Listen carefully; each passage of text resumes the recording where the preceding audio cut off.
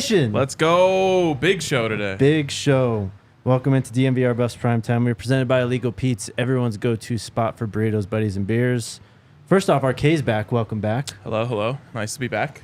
And then we are joined by two very important people from the Coach Prime documentary, director and showrunner Micah Brown. Hello. And then executive producer Jamie Elias. Hello. Got it right. Got it right. Got it right. I got my Nailed it. names. You We're on a nailed roll it. today. Nailed it. We're off to a hot start. Not bad, huh? All right, Well, we're what's done. up, guys? Okay, cool. Thanks, guys. How you guys doing, though? It's been a crazy season for us. I can only imagine for y'all. Doing good. Yeah, we're coming down the home stretch here. Yeah. Excited to premiere it tomorrow. And yeah, all is good. I know. Really excited. Always love when we can be back in Colorado, you know? Let's go. Are you guys first time out here then? Or have you been out here before? Oh, no. Not our first time. We came out in the off season. Well, for obviously the not show. first time today. Yeah. No, Colorado is a good spot. I've been to Boulder a bunch of times. I actually played football at Kansas, and so I actually got to play against the Buffs in 2007. So, yeah, it was fun. Got to play there. Yeah. Well, that's awesome. So let's go big picture first. What has this experience been like for you guys as you self-described are part of the Louis luggage that came in this season? Season 2. That was Micah. Micah said that. Season 2 of Coach Prime. What has the experience been like for you guys? It's been incredible. Well, first of all, like just getting to know Coach Prime, getting to know the players and everything, it's been super fun. Creatively, it's been a good challenge, for us to be able to go in and go, hey, we not only want to do something that's showcasing this movement that's happening, but we also want to get in there and help the players and the fans and everybody get to know who these characters really are. So it's been fun so far. Yeah, it's been really great. Just getting to know, like Micah said, the players and the coaching staff. Everybody has been incredible. That's part of the reason why we love Colorado so much.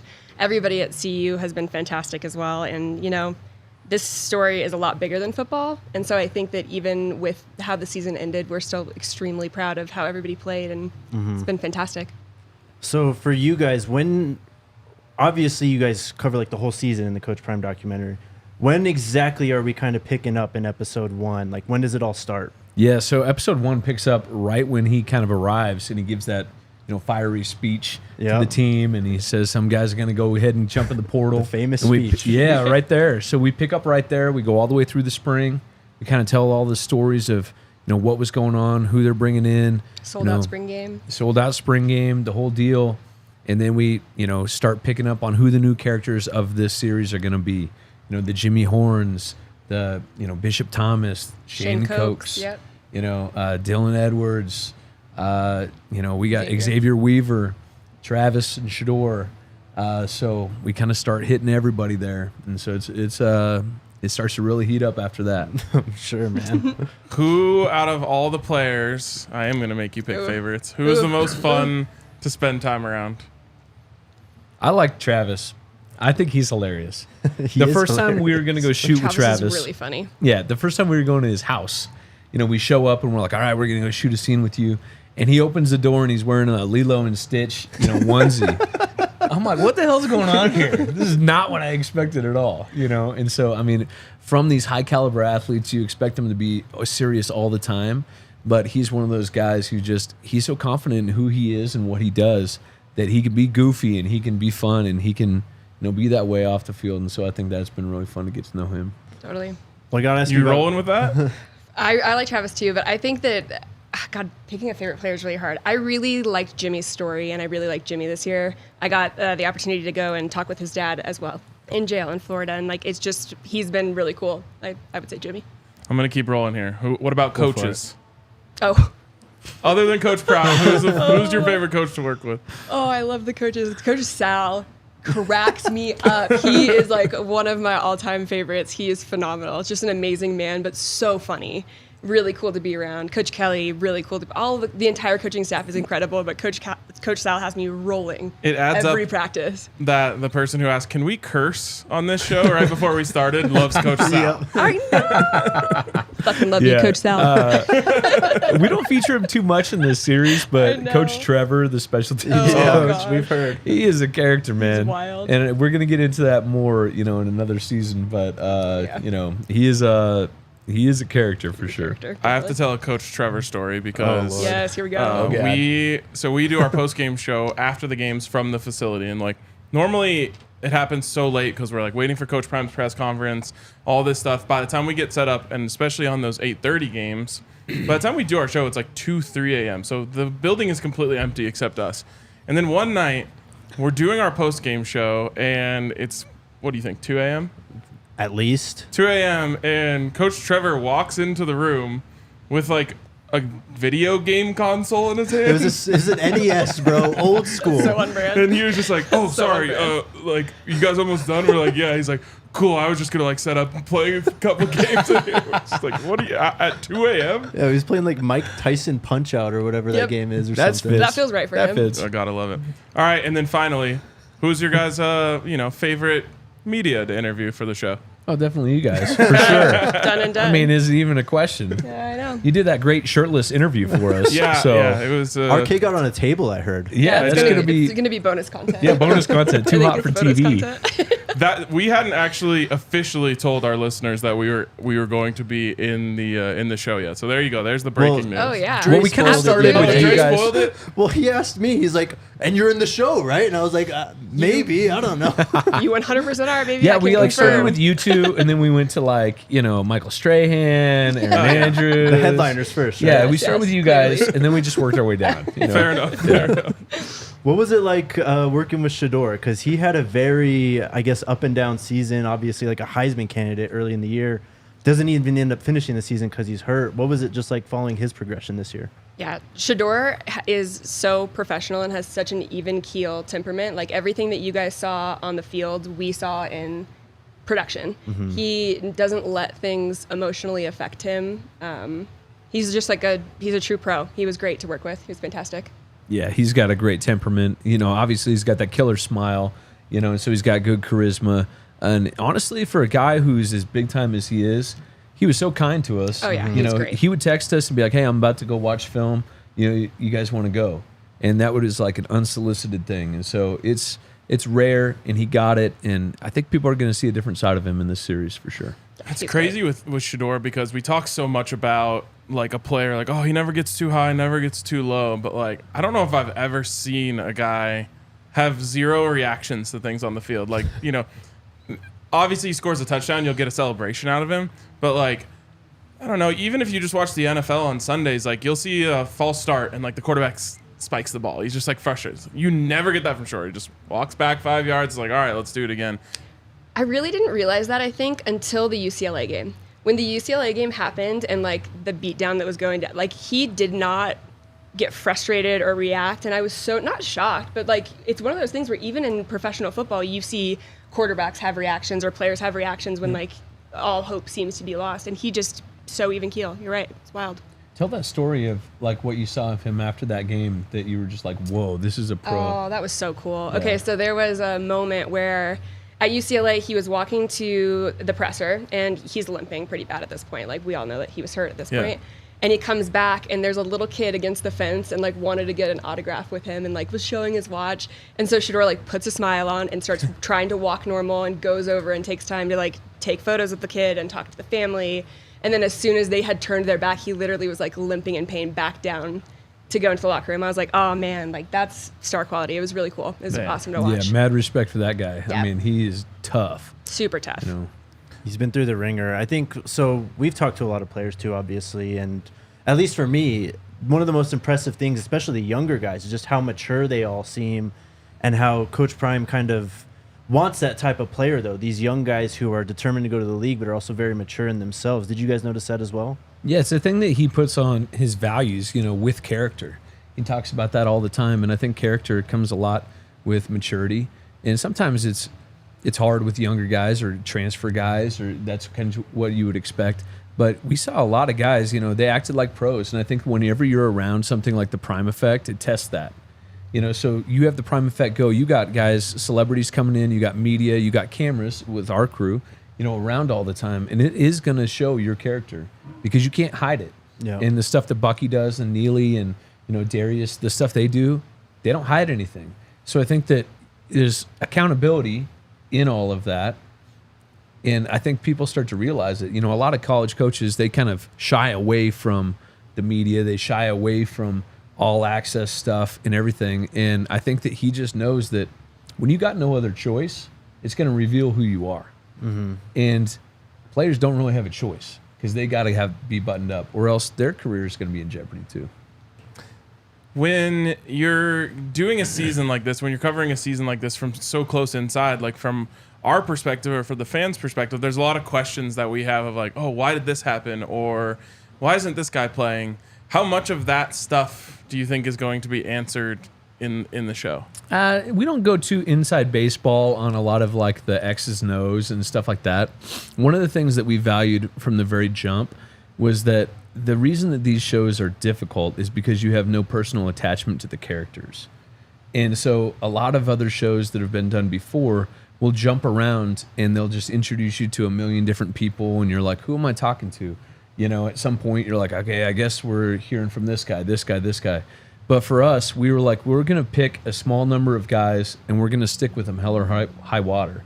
Because when you go through the course of athletics, one of the great things as a storyteller is that the games reveal your character. You are going to have adversity if you do that. So if you stick with a guy, you're going to see all the stuff that happens to them over the course of it.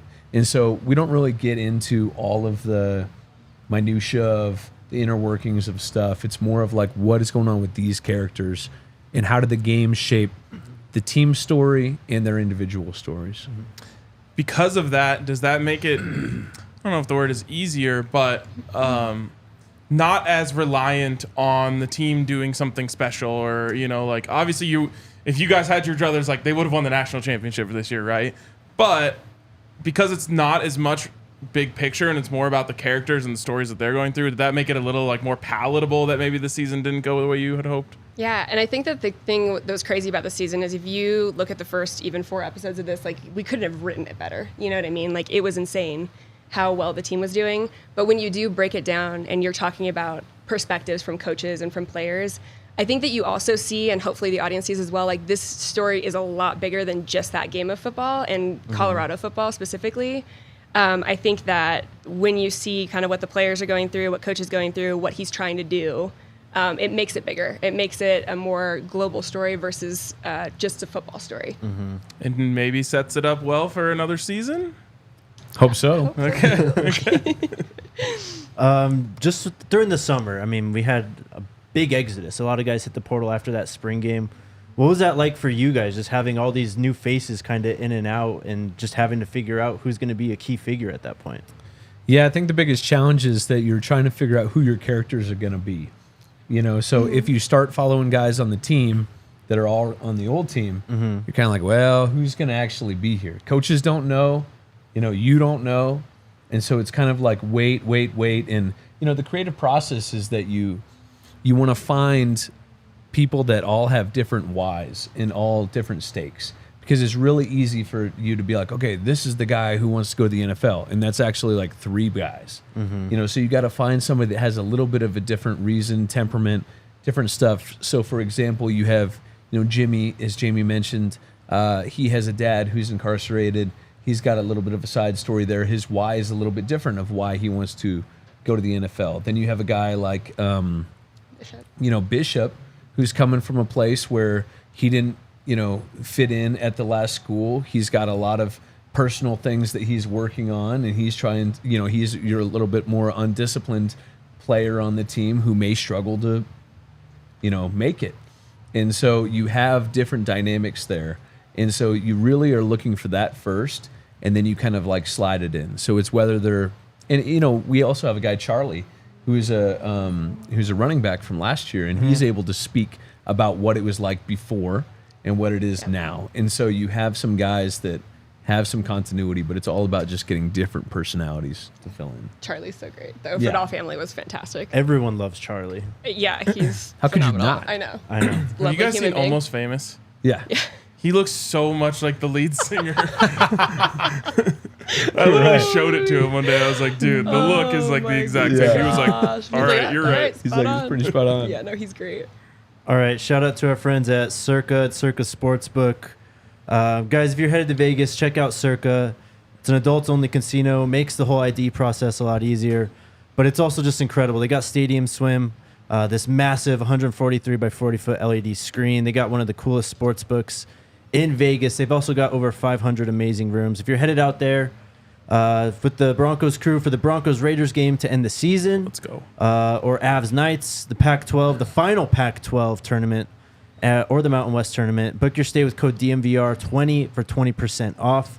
Then also check out the Circus Sportsbook. It's available in Colorado. You can download the app at circusports.com. Circus Sports bets can only be made while physically located in the state of Colorado. Must be 21 or older. All rights reserved. Circus Sports Colorado encourages you to gamble responsibly. If you have a gambling problem, call or text 1-800-GAMBLER or visit problemgamblingcolorado.org. And then our new friends at Golf Passport. Are you a Golf Passport guy? Of course. Let the people know about it. Well, it's an amazing way to get deals and kind of encourage you to go to different courses because we're like 2 blocks away from City Park. Yep. So it'd be easy for me to always play there. But when you get the Golf Passport, you just scroll through that thing. There's all sorts of great deals. Buy 3, get 1 free. Buy 1, get 1 free, whatever. And we have so many great courses in Colorado. So it's a great way to encourage yourself to try some new spots. Go to www.coloradoavidgolfer.com/golf-passport to get yours. For everything golf news, stories, travel, and tech, follow Colorado Avid Golfer on Facebook, Instagram, Twitter, and at www.coloradoavidgolfer.com. And use the code DNVR10 while you're there to save even more money. So I feel like we probably should have started here. This is our fault. But can you guys describe kind of what your individual roles are for the show? You can go first. Okay. Well, as the showrunner, you know, what you do is you basically keep everything on course. You're in charge of kind of putting the pieces. You're like a head coach, you know, of your team. You know, so you make sure that the people that you bring in are people that can do the job. And then the directing side of it, just making sure there's a big picture creative vision that people are moving towards. And I think that's probably the easiest way to describe it. Yeah, without getting, I guess, into too much minutia, it's kind of like if he's the head coach, I'm the assistant coach, you know? Okay. So it's Okay. kind of like the 1 and 2. A little more than like assistant coach.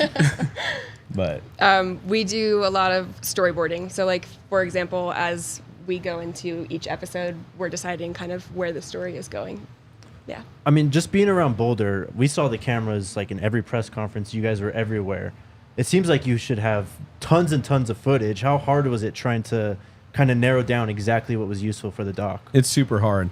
I mean, I think that's kind of where the art comes into it. You know, you shoot a ton of stuff and you got to narrow down what happens.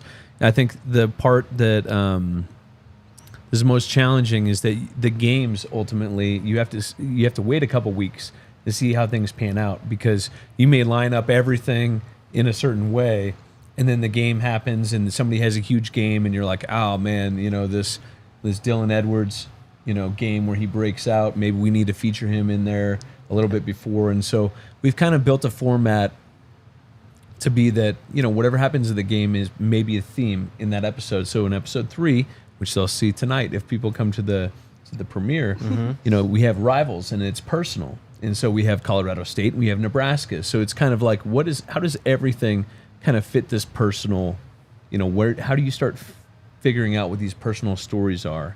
And so with that, you go, okay, well, what's personal to Jimmy? What is his why? There's this great moment in the Colorado State game where coach comes over and he grabs Jimmy by the helmet and he says, hey, your dad is watching. You know, go out and do this for him. And then he, of course, has this amazing play in the game. You know, and so we were able to kind of build his story to that so that when those moments happen in the game, it gets paid off in its full way. And so it's about, for us as storytellers, finding where all those pieces go so that the games have the most emotional impact that they can. That's awesome. How much is there times where you're like, man, I like love this clip, this interview, this thing, we just don't have a place for it? Yes. All the time. Always. We have, so like when we storyboard, there's literally, it's act 1 through act 5, right? And then there's this column at the end that's like deleted scenes, and it's full of all of like moments that are like that where we're like, man, this just doesn't fit. Like, and it's we love soul-crushing. It's soul crushing, but sometimes you got to do what you got to do to get the best content there. Yeah. Well, Yeah. you know, if you guys want to just leak it to us, we'll put it on the YouTube channel. Reddit for sure. We'll get Reddit millions of thread. views on it. Yeah. So the Stanford game seems like a real moment in the season, kind of a defining moment for what this season ended up being. Yeah. How much did that game change things for you guys, I guess, in your plans, what you already had laid out to that point? I mean, I think it changed some things, definitely, but I think that as time went on, it changed a lot more than what we realized, because that was kind of the steady decline. At the time, we were looking at it as just like, wow, this is an obstacle. These guys, blew a big lead, and then we kind of saw what the fallout of it was after that, which they'll get to see, I think, in episode 5.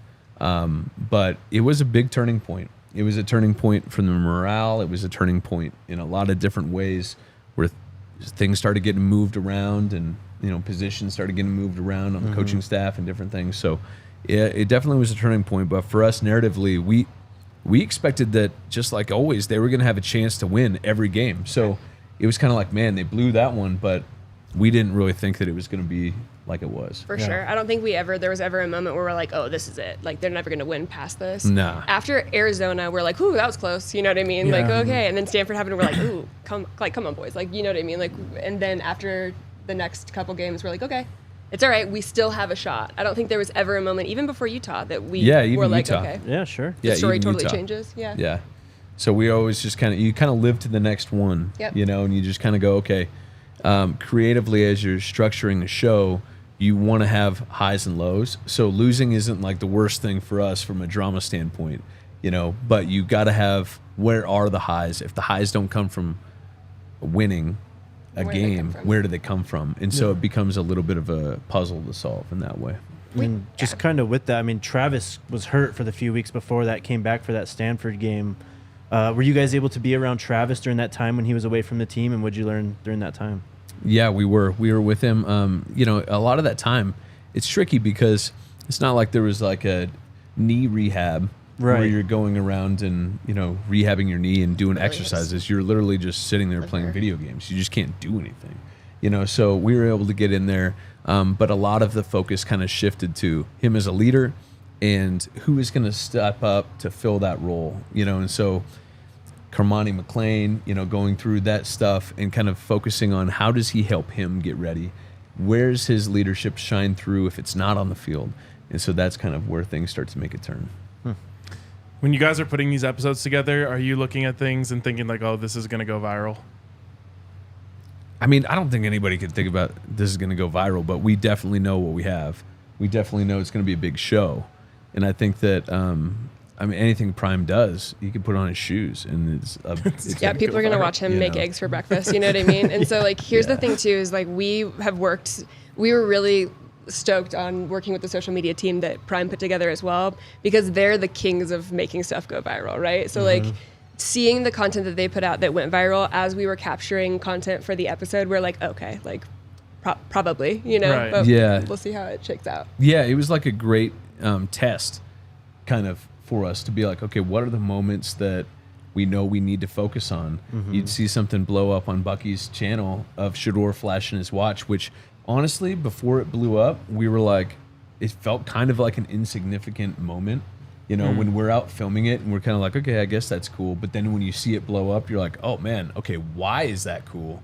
Why is this resonating? And so you kind of play with each other to kind of, I think that's a really good perspective, because I think a lot of people might look at it the opposite way and be like, man, we're getting all this cool stuff, and then like it's getting put out before we even get to launch. But I assume you guys got a lot of different angles and were able to dig deeper into some of those moments. 100%. And it's also so different. Short form and social is a lot different than like long form doc. You know what I mean? So I don't think we ever looked at any social moment and we're like, ah, damn it, they put it out, because at the end of the day, everybody's going to know. Like, when going into this season, you know what happened to their season. Right. But the stuff that I think we captured and the story that we captured with characters specifically and with coaches specifically is, it takes longer than 2 minutes to 4 minutes on a social clip to get to dive deep and get into. So I feel like it's just different. Yeah. Well, like a perfect example would be, you talked about the moment with Jimmy Horn during the CSU game, and Coach Prime told that story to Taylor Rooks in their interview, and then ESPN had the camera on him while that was happening. No So mic. like, I took those two things and put them together and then tweeted it. And so like everyone got to see that happened, but we didn't actually get to hear what Coach Prime said. Yes. And so like that's one thing where it's like, oh, in the show we're going to be able to actually hear him talking. And that's part of the thing that was so cool for us is I can't even tell you how many games, because I have one IFB as like coach in my ear, right, as the game's going on. That man sees football like you guys. When you guys see the games and hear him talking about what's happening, it's wild. Yes. Like it's so cool. And the moments that we did capture the audio for it, I think it's really special. And again, like you just said, I don't think anybody's heard it yet. So Yeah, I mean that's like unprecedented access, right? 100%. And it's so much. It's crazy as a storyteller whenever you're able to be because I would film on the bench, next to him, and so I would be holding the camera right there, and I'd be able to hear him. You can track the game in a different way when you're seeing it through the coach's POV. Yeah. Because you could be like, even games that they're winning, his POV may be, he wants to elevate everything, so it could be like not good enough, So you start to kind of frame your story around the coach's POV of a lot of things, and so it was a good challenge and it was fun. yeah.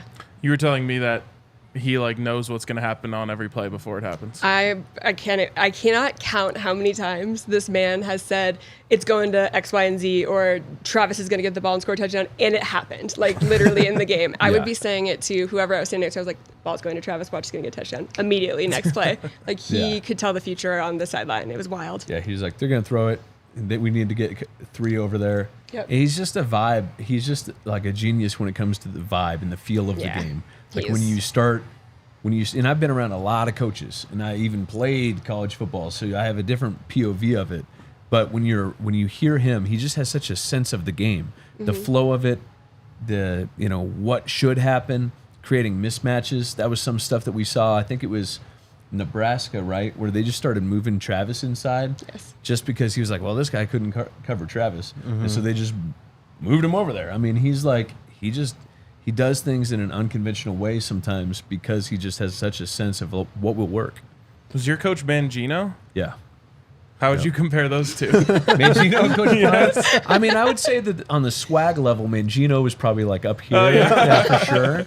I mean, no, I mean, Mangino was a disciplinarian. I mean, you definitely weren't going to have cameras. You definitely weren't going to have anything around when I was playing. It was a different world, though, For not sure. even on the same planet of like same person. So you guys got Coach Prime, like the in-game coach and all that stuff. Do we get to see Coach Prime, the recruiter, at all? Like when he's going through all these portal visits and all that stuff? Yes. For the It's a season. little Yeah, you tricky. can't do that. You can't do it until people have signed because there's like NCAA rules. You might get to of see it stuff. if there is a next season. Maybe you will see it. Okay. Yeah, we're trying to figure out some ways that we can kind of capture that in the next season. Yeah. In a hypothetical world where there is a next season that we're not announcing right now, Correct. there's we're hoping that next episode would focus on a lot of recruiting. Yes. And kind of like rebuild and really kind of do what we wish that we would have been around for when he first came.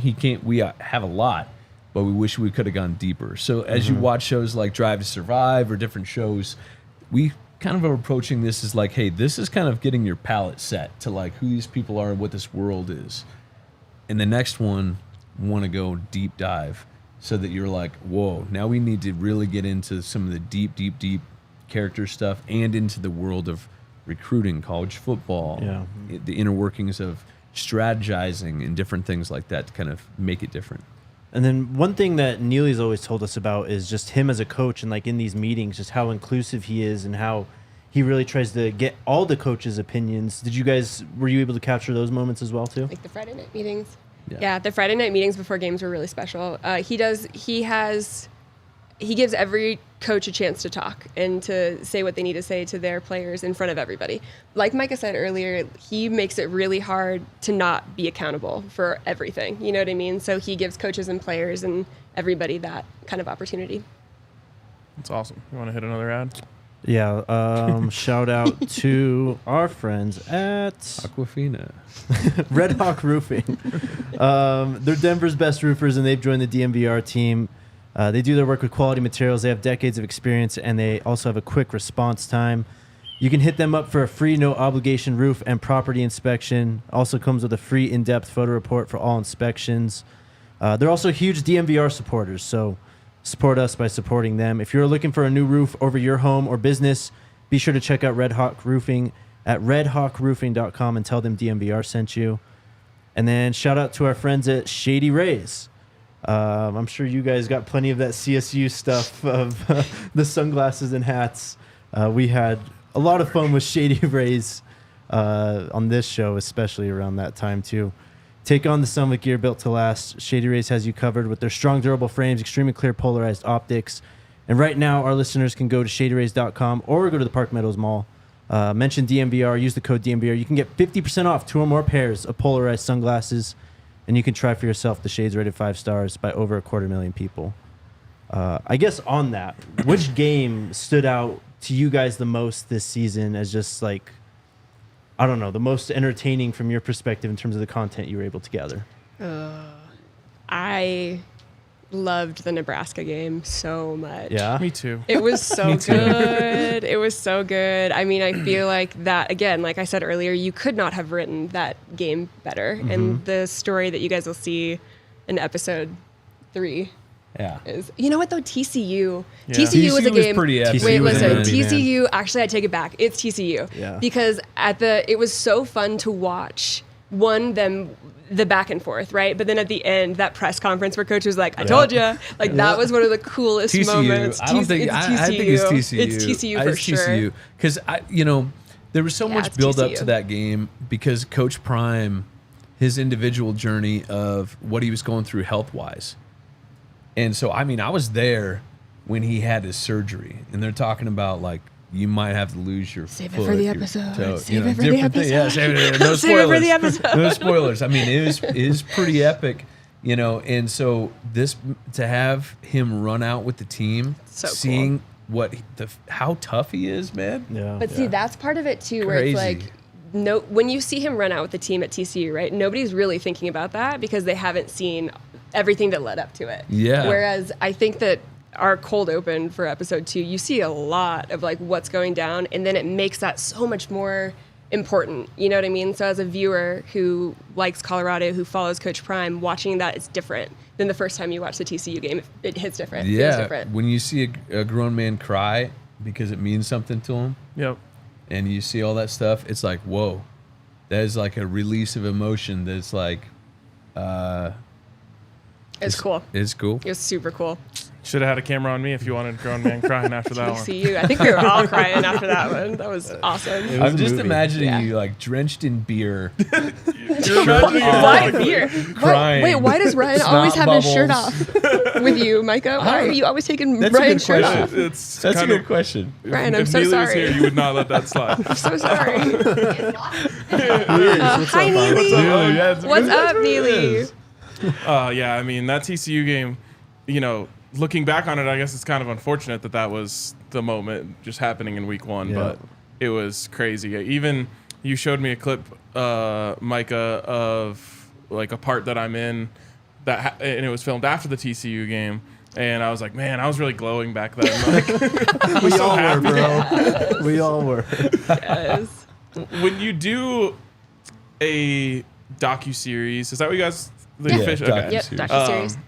And someone's name is the title.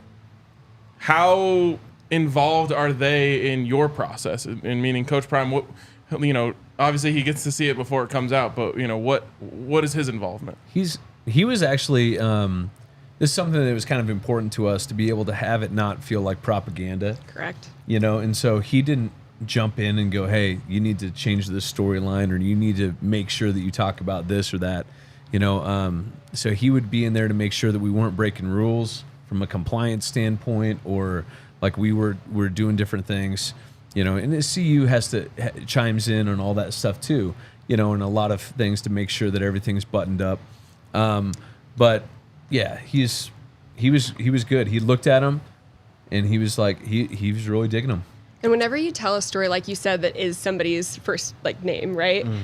We want to make sure that it's authentic to that person. And Coach Prime, I feel like, has proven over and over again that he is his true authentic self all the time, the good, the bad, the ugly, and he lets the world see it, you know what I mean?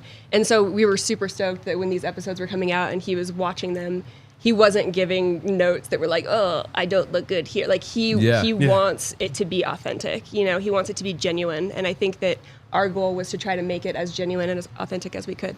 Yeah. I love that you said that, because anytime Jake or I say something that people disagree with, they're like, "Oh, you're just saying that because you want Coach Prime to like you." And then even, I don't know if you guys have seen it yet, but there's a video that came out on Neely's channel today where Coach Prime was talking to a few members of the media, and he even said in there, he's like, if I screw up and you guys say I screwed up, like, that's okay. Like, I'm not gonna hold that against you. Like, I know I screwed up too. Yeah. People, I think that Coach Prime wants this like tight control over everything. It's just, I don't think it's true at all. Yep. He's just like that, man. You know, honestly, he is not going to change for anyone. And so he says it in a presser. He wants you to put it out there. If he says it to us in an interview, he said it. He wants you to go out there. Yep. You know, he doesn't want it candy coated. He said it for a reason, because he's intentional about everything he does. It really is. One of the just other stories with the players and obviously everyone coming in from all over the place was how quickly was the team going to gel and just become a team at some point. How long did, or I guess when did you guys notice that this was one team, and how long did that process take for them to get there? It's a great question, because I think that it kind of changed and evolved over time. And I think that's one of the main questions that we ask, and you'll see it in the title open, is like, is this experiment going to work? And does it work? You know, and I think that at times you see that you see how it does work, and how people, when they were all on the same page, what they're capable of. And then you also see sometimes where, as they start to lose, where there's a little bit of things that they need to work on. You know, I think Shane said it really well in one of the episodes, that to be a team, you can't replace the value of a team, you know? And so coming together looks different for a lot of different people. And so I think that team, my takeaway from the end of the Utah game is that they actually came together in a different way, because they could have just got absolutely face stomped in that game without having Shedeur, you know. But when they didn't have Shedeur, what kind of a team were they, and where did it show really where the foundation was built? And so I think that you saw a lot of fight in that game. They didn't quit. They were down Shedeur and Xavier, you know, for that game. And so you saw a team that kept it close, that had opportunities to win. And I feel like that speaks to kind of the character. Now, the moments in between, I'm trying to figure it out. It's natural. It's not going to just like pick up like this. It's football, man. Yeah. You know, and they're guys. But I feel like they really did come together and show us a lot of things to be hopeful for the future. I think that they're going to continue. You said something in our interview that I don't know why it always stuck with me. You're like, how are you going to microwave a team? But like, it's a really good metaphor for it, because it is kind of sticking people in and pressing 30 seconds and hoping that it works. Yeah. I think that the coaching staff created the best possible environment for that to happen. But I think that no matter what, sometimes it just takes a little bit of time. And like Micah said, it builds like a great foundation for what's going to come. I even remember like playing youth sports, and like, you know, you're on a team, and then you, like, the best team comes in and they're like, these guys have been playing together since they were 7 years old, you know, and like, that's always the best team. And like, it's a hard thing to recreate, like just understanding your teammates and knowing what buttons to press for the leaders with each individual guy. Like, I think that did end up being something that in the beginning of the season and when they were building it, we didn't want to affect them as much as I think it ended up doing. Yeah. And I don't think there was any way around that. Like, Coach Prime had to come in. He had to flip over the roster. He had to bring in a bunch of new guys. And there was going to be a chance that when times got tough, it wouldn't be as easy as it would be for a team. You know, like we watch the Nuggets every night. Like, that team's been together. That core of that team's been together for a long time. When things get tough, they know exactly what to do. And there was moments, and I think in this season where it, you know, that hurt them. Well, sure. And I also think that like part of this, a lot of people think about the portal as being the thing that makes people have to adjust. It's not just the portal. It happens anytime you change a coach. Yep. Anytime you change a coach, whether you had 70 new, he has 70 new players, period, whether he comes into that team and they have to adjust to them. So anytime you have a coaching change, the culture is going to change. And you know, a lot of people are like, well, what is culture? What does that mean? What is this? You know, this is a big word that gets buzzword that gets thrown around. A lot of places, culture is action. Like what you do, you know, what you create, the environment in which people are in, and what you do to say, hey, this is the standard and this is how you hold to it. You know, giving people tangible things. And I feel like that's something that Coach Prime has done. And it's more than just like, hey, I'm making you used to fame. It's not that. it's a part of it that comes with the stage that you have, and that's what everybody wants. But he's also said this is the standard, and this is how you keep it. And I think that is something that's everybody takes a little bit, whether they were all from the portal or whether they were just coming in with a new coach. Every coach does it, and it takes people a little bit. As someone who did play football and has that background, curious from your perspective how close this team is and what you think they need to get to the next level. I think they're really close. I mean, the hardest thing to have in college football is a quarterback. Yep. You know, if you got a quarterback, you're going to win 4 games pretty much automatically. If you got a quarterback like Shedeur, like pretty much automatically. So they have all the skill players. I feel like they need to get a running back, but or they have running backs. That's not a slight to like Dylan or anything like that. But they need to probably get a every down back who can really lead that. O-line, no secret that they need to fix that. O-line, D-line, linebackers. You know, and that's not easy. A lot of the part we talked about development there. O-line, that's a development position. You can fill gaps with it, but I think the guys that they even have from this year will get a lot better next year. You know, just from being able to work together. Whenever you're on an O-line position and you can work with the guy next to you, a lot of those guys end up changing positions all throughout the year. And that is where teamwork really comes into play. And it's more than just like plug and hole or, replacing it and plugging it. I think that those guys, a lot of the guys that stick around are able to keep working at it. We're going to see those guys look like different players next year. And I think that when they bring in guys in the portal, that'll just even strengthen it even more. I mean, you mentioned like the weaknesses on the offensive line and the front 7 on defense, and it became quite clear, I don't know, midway through the season that was just the biggest weak point on this team. Shedeur never like threw his offensive line under the bus or anything, and Coach Prime, I think, did a good job managing that situation as well. But how did the team kind of respond throughout those times when it was clear that certain position groups were holding the performance of the team down in those games? I just like you said, nobody ever threw anybody under the bus, right? So I think that's like the biggest situation. Like nobody ever put blame in other spots, and like that's what you want from a team. I will say that after the UCLA game, they had who was the next person they played at home? Oregon? Let's see. Oregon State and then Arizona. There was one game where the offensive line really stepped up because there was all week, it was all about the offensive line, and everybody was going hard on the offensive line. Could have been the USC after Oregon.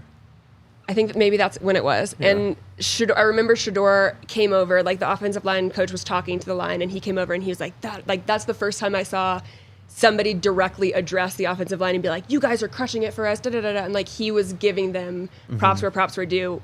When on the flip side of that, at the UCLA game, right, where everybody was like, man, the offensive line is not doing what they're supposed to be doing, nobody ever was yelling at the offensive line. So I think that to stay together like a team, that's something that they did very well, and Coach Prime kind of heads that and makes sure that there's not blame spread where it's not deserved. So we're coming up on the premiere. So is there a time that it premieres tomorrow, or is it just like midnight? I think it's midnight. I think it's just midnight. Just Okay. stay up all night. Yeah, I was going to say, Stay you up watch midnight, it tonight cue if it up you at It's streaming, midnight. so I'm sure it drops at like, It has to be midnight. It's got to be midnight. And Party! then- Yeah. I was going to say, and then speaking of parties, there's the big event tonight. Are there still tickets available for that? Do you know? Yeah. I think so. I think there are too. Yeah, I just Come signed through. myself up. Yeah, You know? same, yeah. same, I was like, same. you got to sign up for this? I'm like, oh, sorry. Yeah, I guess I'm.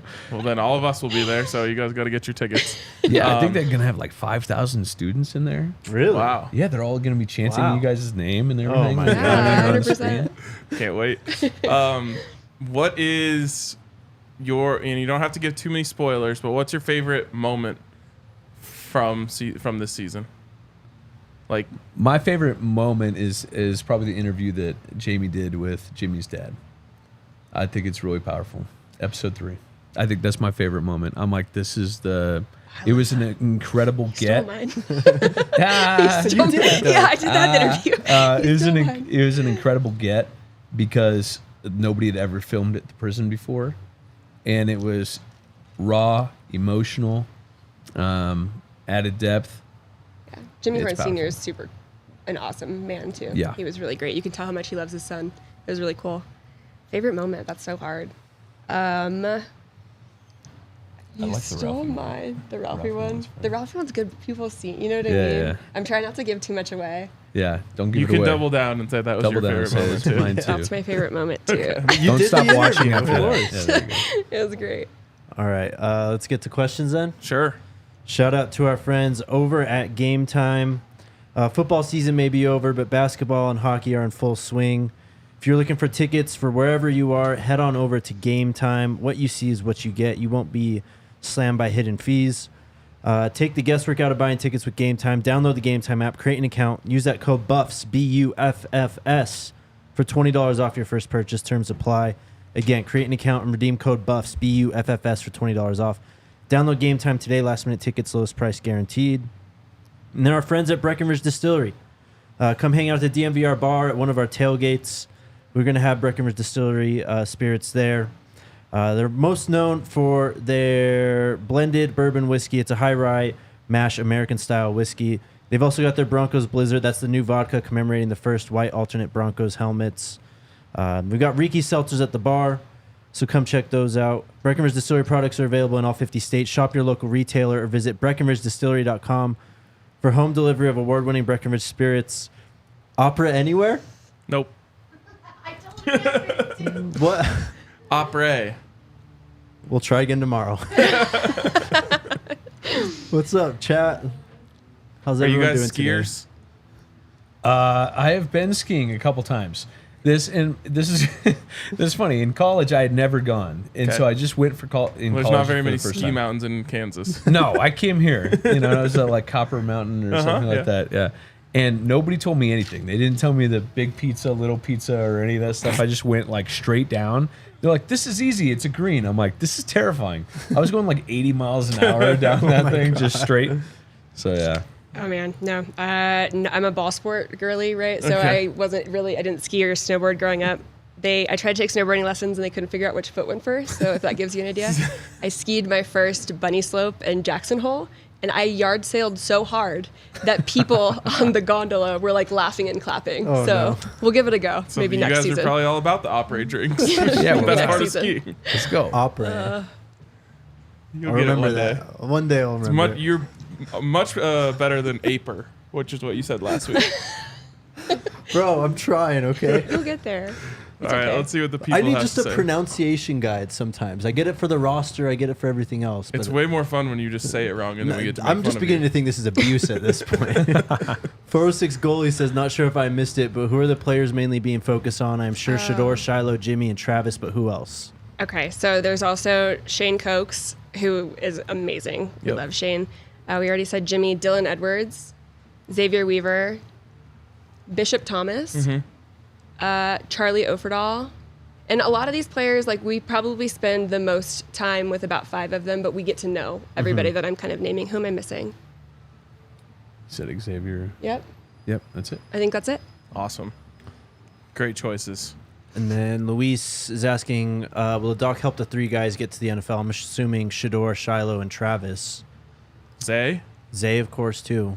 But I mean, I don't think don't Roger need Goodell's help? looking at the. Well, I don't think they need help either. They'll Yeah, be fine. that's true. They'll be Their fine. play on the field will get it. But I do think Yeah. what the doc does for anybody that's involved with it is you get to know them. You build a fan base, Yep. which helps with all things. NIL, Yep. it helps with your brand, if you want to go get commercial deals and whatever. So I think that's like the biggest benefit that comes from it. yeah, and obviously, NFL scouts are getting to go to practice and see these guys and going to Right. games and those things. But I also think, in my experience with scouts, when I have a relationship with a guy, like they'll come to me and say, "Hey, what do you think of this person?" or "What do you think of that person?"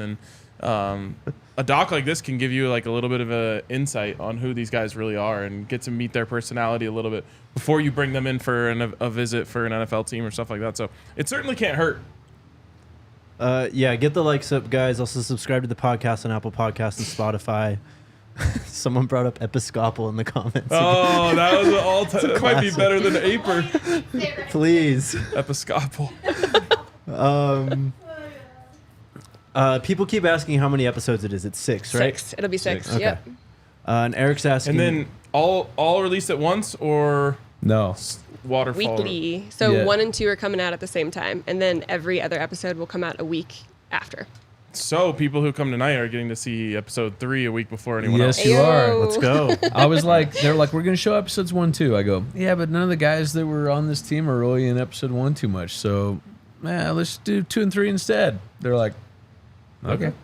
Hell yeah. That's awesome. Eric wants to know if there is one. When would season 3 be and start filming? If there is one. If there is one. If hypothetically, if there was one, If there's a hypothetical we would season say 3, now.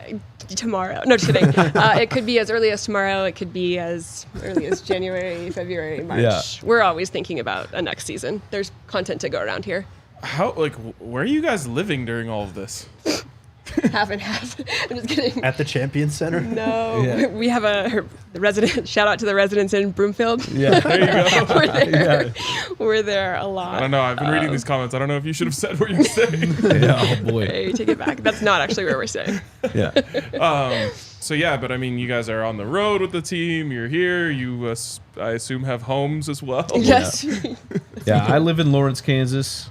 I live in Raleigh, North Carolina. Okay. And how often were you there during the season? At our homes? Yes. Oh, man, we were here a lot. I think you we know. might have been here more. Yeah, we were here a lot.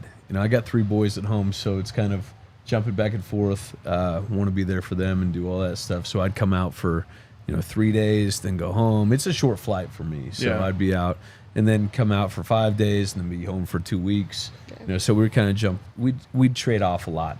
So when I was here, she'd be in edit, and then when she was here, I'd be in edit, and so we just kind of jump around. Absolutely. Yeah. Colorado's also not a bad spot. No, it could be Here's way the thing. worse. Could be way. We've shot a lot of different places, and I would say this Yeah, is up there for yeah. us. Boulder's sick. Boulder's awesome. Hell yeah. Love it. Go Bucks is asking, can Portal guys sign yet, or is it just open to enter? Portal guys can sign.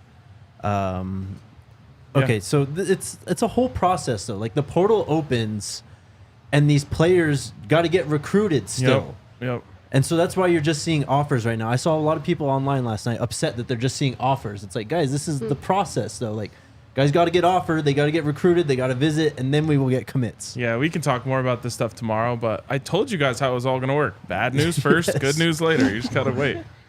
Do we do the Coach Dancy thing? Should we do that? We'll hit that at the very, Okay. very end. Shelly's asking, for these 2 producers, is there anything about how the academic areas have interacted with the players and coaches? Like just how academics plays a role in their I mean, lives. academics is huge to Coach Prime. Like very, very huge. He wants again a very well-rounded team, and he puts a lot of emphasis on academics. I'm trying to think if A lot of this is a football story. Yeah. So we kind of like focus on what's going on in their personal lives. I know that's a huge part of student athletes' lives, but for us, we kind of these series have so many in the past have all had that kind of like, we're going to follow them walking to class. We're going to follow them going to sit with their tutor. And I think for me, whenever I watch those, I just like space out because I'm just like, oh my God, you're having them just sit there in your class. Like, why is this? Like they get it, and Also, none of our characters were in academic trouble. So, like, that's the thing, too, because it makes sense when it's part of the story, Yeah, when right? it's part of the story. But, Coach does, the whole coaching staff does a really good job of making sure their guys are on track. You kind of brought that up, though. Like, there's a lot of these, like, sports documentaries are, like, the thing right now. Right. How much of it is like, okay, I want to be different from that, and also like, oh, I want to play those notes because those clearly hit. I mean, there's always going to be, anytime you do a sports doc, the games and the stakes are very similar, right? You have kind of like your midpoints, and you have your typical sports things that you want to do, your montages, your all that stuff. But I think that what's different about this is really trying to go in depth with a few characters and try to get to know them over the course of it. And quite frankly, one of the things that this doc has that other ones don't is that you have Coach Prime. Most of it is like even if you're following Nick Saban, and no shade to Nick Saban, obviously he's an amazing coach, but he's not a personality like Coach Prime. Yeah. So you have that part, and you can have coaches give football language, but Coach Prime is huge, and they don't have the celebrities coming in, and they don't have all of the different people attached to it coming in. So it makes it different because of that. And so what you're really dealing with is almost like, I don't want to say it's not a college program, but it almost feels like it's a pro program, and with a celebrity head coach. And how do you deal with it? It's It's also the way that he inspires people, right? Like it's interesting to see it in person, right? Because you can see all the social media clips and you can see everything that goes viral. But being in morning meetings, every time we'd end a morning meeting, I was like, let's go, let's go. Like you're just ready. The way that he can inspire a group of people, it's unreal. It's really unreal. I mean, all he has to do is put a tweet out in the morning, and I'm fired up sometimes. I'm saying, man. I was going to say we'd all probably be better at our jobs if we got a Coach Prime pep talk before we went to work every day. It was sweet. All right, what else do we have here? Go Bucks again is asking to see you collective get any money from the doc. That's a good question. Don't know. We're not on that side. That is above That's a money question. Above my pay grade. I don't know what CU Collective even is. Luis wants to know, do you interview any of the NFL scouts? It's an NCAA thing too. We can't really get into a lot of that. Yeah. Dang. NCAA, no fun. No. I know. They're on our shit list. Same. The H family. Was Travis Hunter more fun to watch in practice compared to the game? Travis didn't practice a lot. But but the thing is like, do you remember when he was throwing those passes? That was pretty sick. That was wild. He could throw. Yeah, he's so athletic. It's insane. Yeah. So, I mean, They save, the reason why, everybody knows, but he runs both sides of the ball, obviously, so they're saving a lot of him for the games. Mm-hmm. So, and then after the injury, obviously, correct. You don't want to take any extra hits. Correct. Yeah. Well, he's one of those guys who could just, go out there and ball. He's insane. He's so athletic. Micah, you played in all that. Have you ever seen anyone even close to him athletically on the football field? I mean, I played with Keeb Talib. He was on my team. Yeah. And he's built very similar, long arms. Quick, agile. He played both ways. Yeah. But I'd say Travis is the best athlete I've ever seen in person. I think his ability to track the ball is insane. It's off the charts. It really is. It's unbelievable. I stand by it. He's the best person I've ever seen at tracking the ball, regardless of level. Yep. By the way, Aqib Talib also probably a top 5 favorite athlete I've ever covered because he was on the Broncos when I was covering them. Yep. Just a hilarious person. He's the man. He's amazing. Mr. Morris or Mrs. Morris wants to know, is Tyler Brown in the documentary? He's not featured in the documentary. He's not featured. We see him a couple times though. Yeah, we see him. And then Ty Berkeley, how much in terms of time/resources go into producing something of this magnitude? How much time do you have to talk about this? Time. As far as hours. I mean, we work every single day. I would say we work every day for 12. During this specific run, right? While we're creating, it's hard because, again, when you're doing a docu-series, we're filming while we're in edit. So episodes 1 and 2 were complete while we were still in the season. Yeah. So it's all the time. Yeah. All the time. It's a lot. I mean, we'll be up, talking at midnight, 2 a.m. about story and doing whatever, at all hours. I mean, it never really stops when you're on it. In the time frame when we're doing it is crazy. We're getting the fact that we're getting these things done is, normally these shows would come out next spring. But we're having to turn them around and eventually they catch up to being full time. That's a huge shout out to our post team too. We have a 10 out of 10 post team. Our editors and our supervising producers, they're insane. We shot 6 days a week, and it was multiple cameras, so it'd be, hours and hours and hours of stuff. That's crazy. I can't even imagine it. Just the limited editing experience I have, how long it takes to pare down, I don't know, 2 hours of footage into 20 minutes. Yeah, I wouldn't know where to start. Now you guys have 10x that every day. Again, the power of our post team. They're incredible. Yeah. One final question from Brian. What other shows have you two worked on in your career? We just did, before this, we did a show on PBR Bull Riders. So we kind of followed, they created a team series and we followed bull riders and how dangerous that job is. And then also on Amazon called The Ride. Sorry, I forgot my plug there. Called The Ride. Then before that, we worked on WWE Evil, and then we worked at the NFL for a while together. Yep. A million different things. Yeah, and then All I sports, did, mainly sports. She's done one that was sports, would you say? Sports related. I did a documentary called For Walter and Josiah. It is really, it's based on an Indian reservation in Montana about a suicide epidemic that had happened at a high school. Jeez. Wow. Yeah, I know. Sorry, I took a real turn there, but I'm gonna bring it back. And then I did bring it back. I did a 30 for 30, directed one called Chuck and Tito. And you worked with Snelson on that one. Yep, John Snelson. Snelson. Yep, The John CU Snelson team is worked so with great me too. for a couple years. And then before that, I did a documentary called Prison Fighters, 5 Rounds to Freedom for Showtime, about a prison in Thailand that allows inmates to fight for their freedom. So we have a lot of range from the type of stuff. So this is fun. And then tons of football stuff. Both of us All the football have stuff. done tons of all-access shows and football things and for years and years. So Where does this rank in terms of like just the fun, how fun it was to produce? It was so fun. yeah. I think It's up my there favorite. for me. Yeah, me too. It's like the team, the coaches, the city. It was really fun. I would say number 1 for me. Yeah, same. It's going to be, I think it's going to be awesome. the biggest one. Yeah. So you got to come back then for season 3, right? Hypothetically, if there was a season there 3 that we're had- not announcing right now, Yeah, then there was hypothetically. 100% we would hope to be brought back. Speaking of how big it could be, do you guys know what the numbers were on last season? It was Are those I don't know. public?